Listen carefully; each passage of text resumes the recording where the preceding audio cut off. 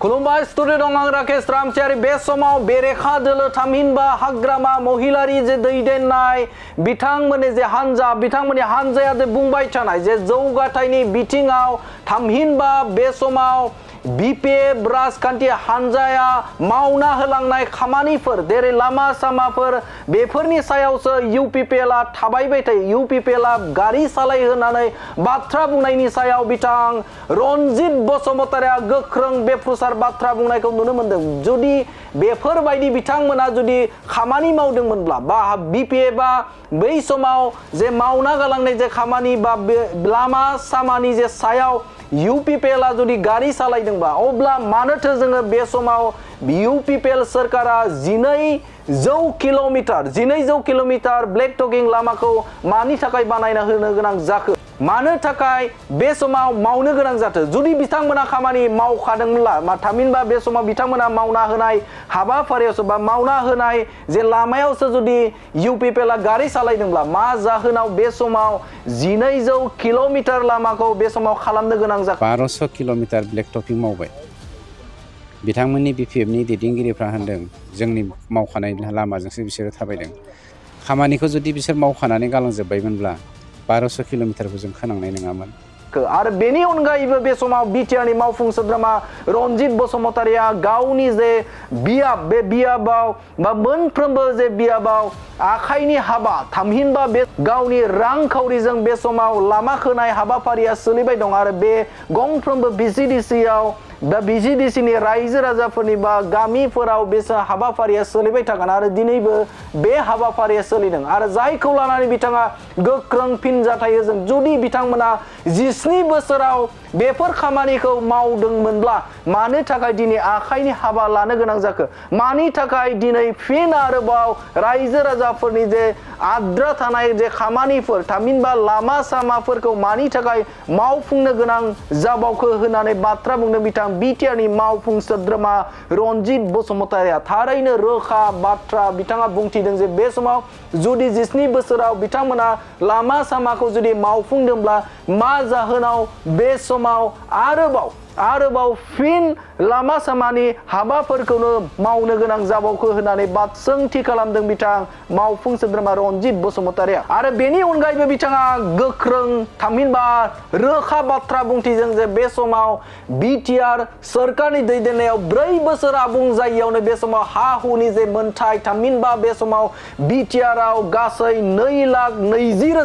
2,20,000 हानि जे मोनथाय बे मोनथायखौ होफुंबाय होननानै रोखा बाथ्रा बुंथिदों नंगौ बे समाव BTR आव गासै 2,20,000 BTR नि थागिबि रायजो राजाफोरनो हानि पाट्टा होनो हाबाय होननानै बाथ्रा बुंदों बिथां मावफुं सोद्रोमा रनजित बसुमतारि आरो गुबुन फारसेजों 17 बोसोराव हाग्रामा महिलारिया 15,000 बोसोराव 15,000 हानि फोरमान बिलाइखौ होनो हादों होननानै बाथ्रा बुंदों बिथां मावफुं सोद्रोमा रनजित बसुमतारिया जुदि बे समाव जुदि 17 बोसोर आरो 4 बोसोरखौ नोजोर होयोब्ला 4 बोसोर आबुं जायैयावनो 2,20,000 बे समाव हानि पाट्टाखौ होनो हाबाय रायजो राजानो आरो बे समाव बिथांमोना हाग्रामा महिलारि दैदेननाय जे बै समनि सरकारा 17 बोसोराव 15,000 हानि जे फोरमान बिलाइखौ रायजो राजाफोरनो होनो हादों 20,000 न'खरनो जोङो हा हुनि जेंनाखौ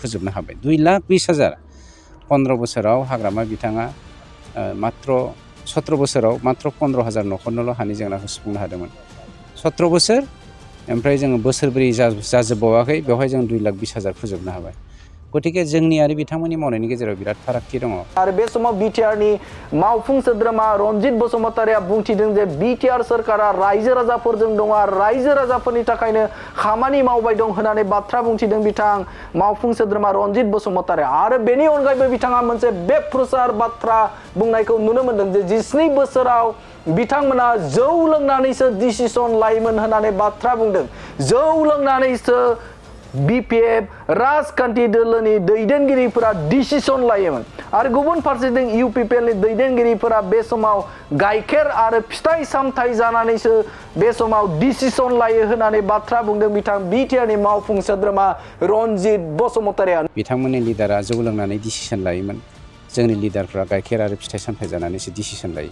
मोनसे राजखान्थियारि गाग्लोबथाय बाथ्रा बुंनायखौ नुनो मोनो। बिथाङा बुंदों जे 17 बोसोराव बे समाव हाग्रामा महिलारिनि दैदेननाय जे BPF नि खायसे दैदेनगिरिफोरा बे समाव जौ लोंनासो डिसिसन लायोमोन आरो बे समाव UPPL राजखान्थि हान्जाया गाइखेर आरो फिथाइ सामथाइ जानानैसो बे समाव डिसिसन लायो होननानै बाथ्रा बुंथिदों बिथां मावफुं सोद्रोमा रनजित बसुमतारी। आरो बेनि अनगायैबो उफ्रा बिसायख'थियाव जे बिजाथिया होयोब्लानो बा थाबैनो बिजाथिखौ होनाय जागोन आरो बिजाथि होनाय लोगो लोगोनो जे UPPLआ देरहागोना रोखा होननानै बाथ्रा बुंदों बिथां मावफुं सोद्रोमा रनजित बसुमतारीया। बे बोसोरब्रैयाव जोङो 1200 किल'मिटार ब्लेक टपिं मावबाय। बिथांमोननि BPF नि दैदेनगिरिफ्रा होनदों जोंनि मावखानाय लामाजोंसो बिसोरो थाबायदों। खामानिखौ जुदि बिसोर मावखानानै गालांजोब्बायमोनब्ला 1200 किल'मिटारखौ जों खोनांनाय नङामोन। आरो दिनै जे जों आखाइनि हाबाफारिखौ लादों बे आखाइनि हाबाफारिखौबो जोङो लानो गोनां बाध्य जायामोन। गतिके बे आखाइनि हाबाफारिया 40टा समस्तियावनो जाजोबलांगोन। जोंहा फोथायनाय दं जोंनि सरकारनि दिनाव बेनि अनगायैबो हा-हुनि जेंना 2,20,000 न'खरनो जोङो हा-हुनि जेंनाखौ फोजोबनो हाबाय। 2,20,000 15 बोसोराव हाग्रामा बिथाङा मात्र 17 बोसोराव मात्र 15,000 न'खरनोल' हानि जेंनाखौ सुफुंनो हादोंमोन। 17 बोसोर ओमफ्राय जोङो बोसोरब्रै जाजोबबावाखै बेवहाय जों 2,20,000 फोजोबनो हाबाय। गतिके जोंनि आरो बिथांमोननि मावनायनि गेजेराव बिराद फारागथि दङ। बिथांमोननि समाव बिथांमोननि लिडारा जौ लोंनानै डिसिसन लायोमोन। जोंनि लिडारफ्रा गाइखेर आरो फिथाइ सामथाइ जानानैसो डिसिसन लायो। सार उफ्रा बिसायख'थिनि बिजाथिखौ उफ्रा बिसायख'थियावहा बावैसोनो स्टेट गभर्नमेन्ट इलेक्सन कमिसनारा डिक्लेयार होनाय लोगो लोगोनो जोंनिफ्रायबो डिक्लेयार जागोन। गतिके खोब खम समनि गेजेरावनो बेयो डिक्लेरेसन जानो हागौ।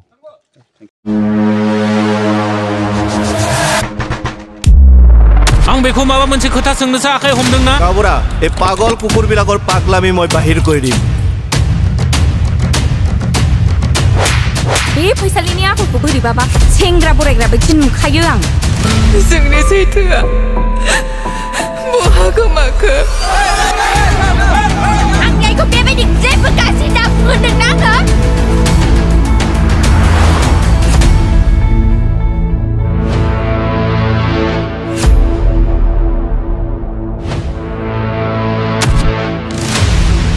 जय हाबा गिसावनि जय सिमा माराफोरनि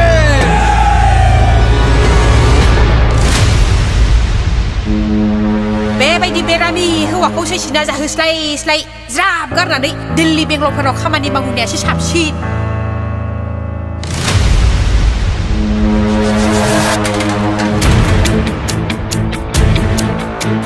नों बुजियाखै बिनि आखला एफा गाज्रि मोनबा जोंखौ माने एफा मोजाङै बरायना जिरायखो।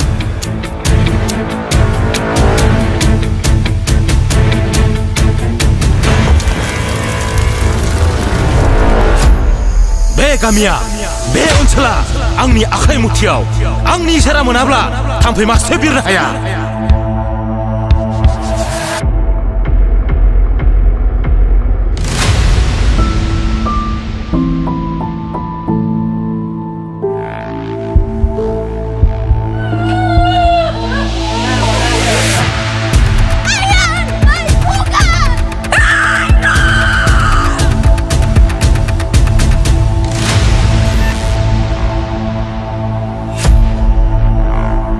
हिन्जाव माहारिनि जानानैब्लाबो सासे दावहारु जाना दावहा नांगासिनो दङ।